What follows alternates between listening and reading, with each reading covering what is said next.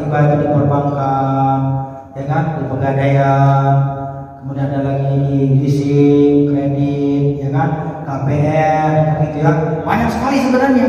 Dan itu di dalam masyarakat kita sudah menjadi lumrah, gitu ya. Ya masalah hukumnya nomor sekian lah, gitu ya. Tapi yang jelas di masyarakat kita, ya, dan bahkan di kalangan-kalangan kita yang memang kadang-kadang ya sudah tahu tapi memang tetap masih melakukan. Pertama saya lakukan bagaimana caranya supaya bank saya itu syariah semua. Ini yang pertama. Jadi makanya bank saya kalau BNI syariah, Mandiri syariah, kalau BTN syariah, kalau sekarang kan PSI semua ya berubah. Jadi intinya itu salah satu cara bagaimana supaya yang semuanya itu kita Islamkan, termasuk yang akan dibahas ini mengenai asuransi syariah, BPJS syariah, BPJS itu jaminan kesehatan ya syariah dan lain-lainnya, dan termasuk juga saham-saham syariah. Kalau masalah perbankan syariah itu udah lama dibahas, udah bank muamalah yang pertama itu didirikan itu udah ada gitu kan, tentang masalah perbankan syariah itu. Jadi jawabannya, pertanyaannya begini sebenarnya, bagaimana kita cara mengislamkan atau menghalalkan? Ya caranya itu tadi, apa yang saya lakukan itu juga yang dilakukan. Dari yang dulu mungkin bank yang konvensional, hijrah ke bank syariah. Itu salah satu solusi yang tepat dan akurat, dan itu yang direkomendasikan oleh Dewan Syariah Nasional Majelis Ulama Indonesia. Karena berusaha sekarang itu apapun banknya mesti dan wajib ada syariahnya. Kenapa ya? Apa? Supaya ada space dan apa namanya ya? Supaya ada kesempatan untuk orang-orang Islam itu hijrah ke bank syariah. Jadi nggak ada alasan misalnya BCA ada bank BCA syariah kan gitu. Bahkan Sinarmas kemarin itu juga ada Sinarmas syariah gitu. Ya.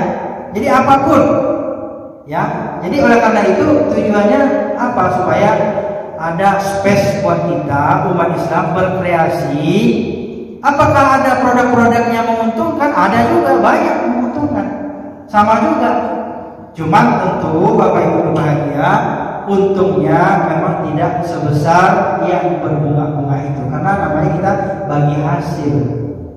Ada namanya akadnya musyarakah, ya, murabahah, ya, mudharabah, kan gitu ya.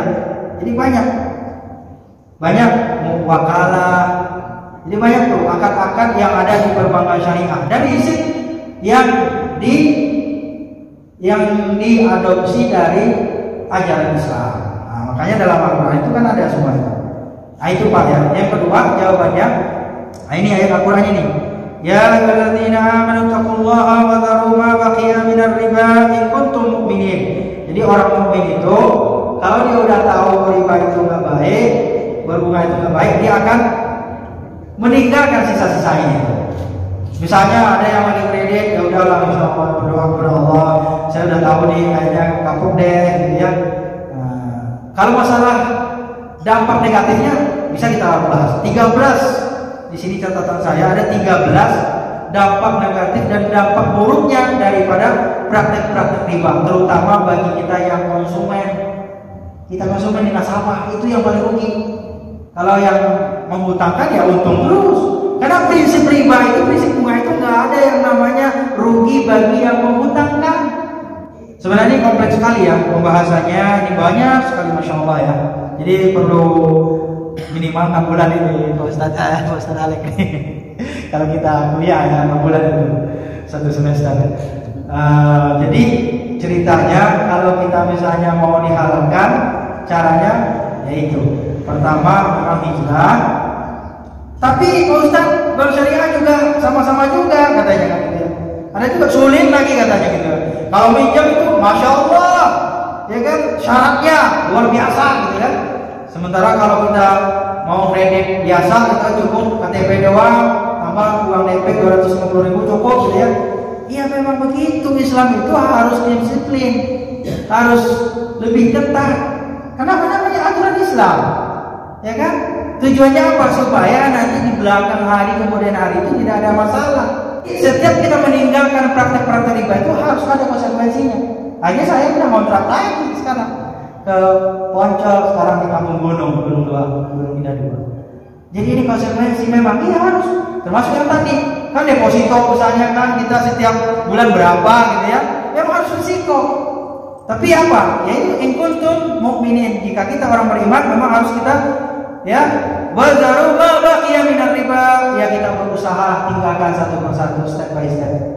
Jadi tidak pakai leasing yang ngeri lagi kan. Kalau nunggak misalnya sampai sekian kali datang surat peringatan, kalau nggak juga datang debt collector dan diambil mobilnya, kan berapa ruginya kita. Jadi sebenarnya kalau kita cerita-cerita bunga, Bapak Ibu berbahagia, pasti ujung-ujungnya kita sebagai nasabah, konsumen pasti rugi. Sekarang saya nggak punya rumah sama sekali, makanya rumah saya kontrak aja.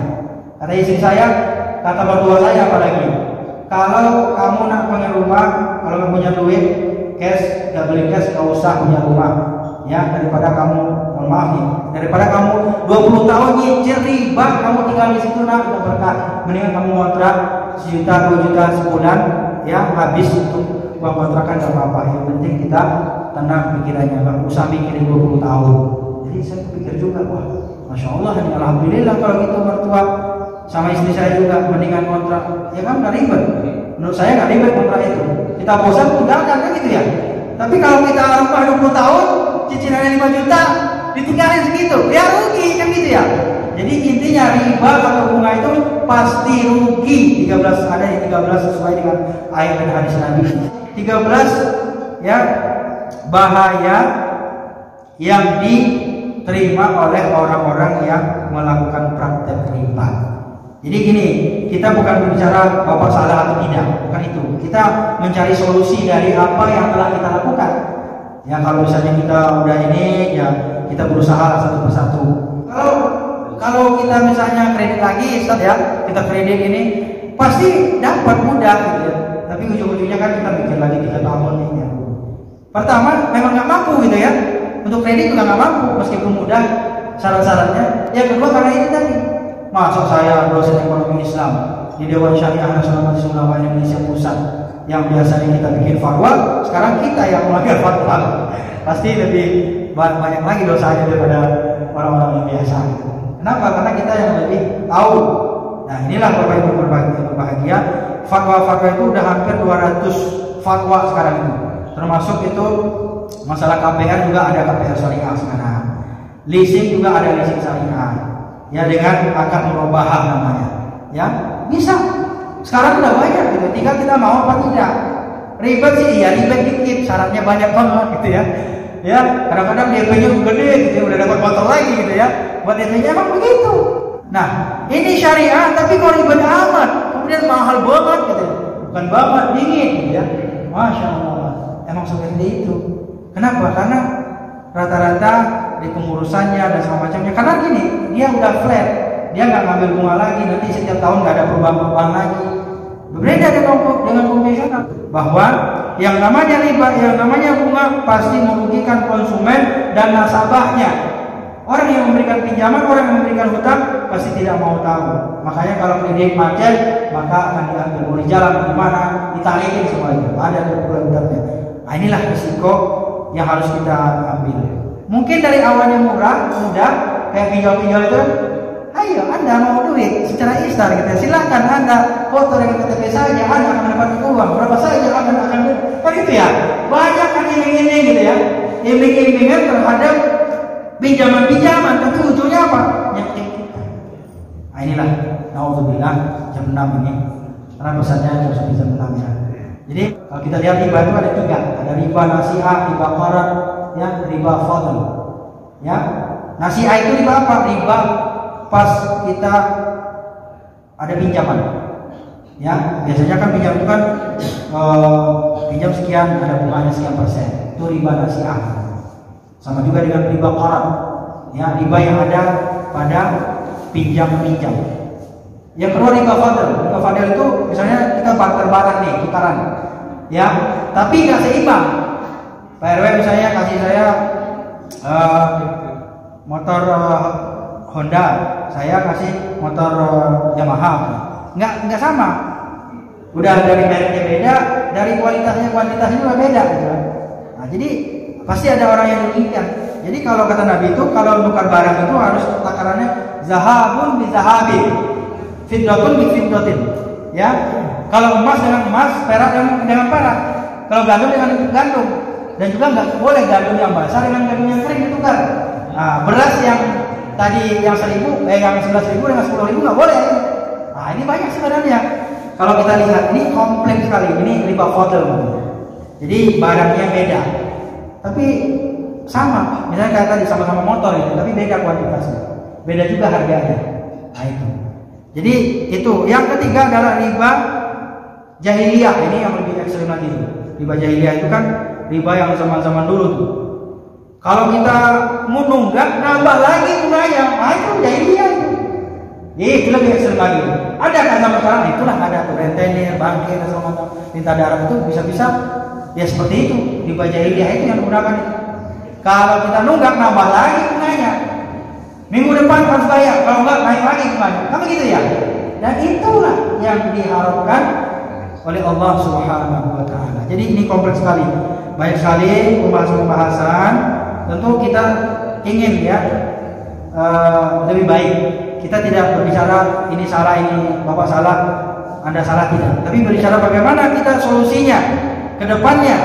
Ya, bagaimana kita berupaya terbebas dari praktek-praktek riba ini. Cukuplah negara doang yang paling baik. Kita jangan ikut-ikutan lah. Udah capek kita nih makan riba terus. Mustahil kita tidak makan riba. Saya juga makan riba saya. Jalan yang saya ini, tol yang saya ini, semuanya itu riba. Ya kan? Riba. Semua kita makan riba.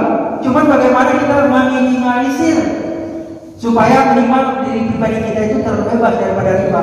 Negara mah susah emang. Udah dari dulu riba terus.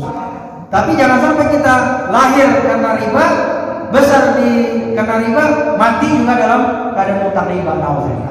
Stop. Kredit udah stop, tutup. Kalau bisa ya jual motor itu, ambil motor yang lebih murah daripada dia cash. Nggak apa-apa, sulit-sulit dulu, susah-susah. Memang susah. Ya kalau memang ingin mendapatkan harta kita, harta yang insya Allah barokah.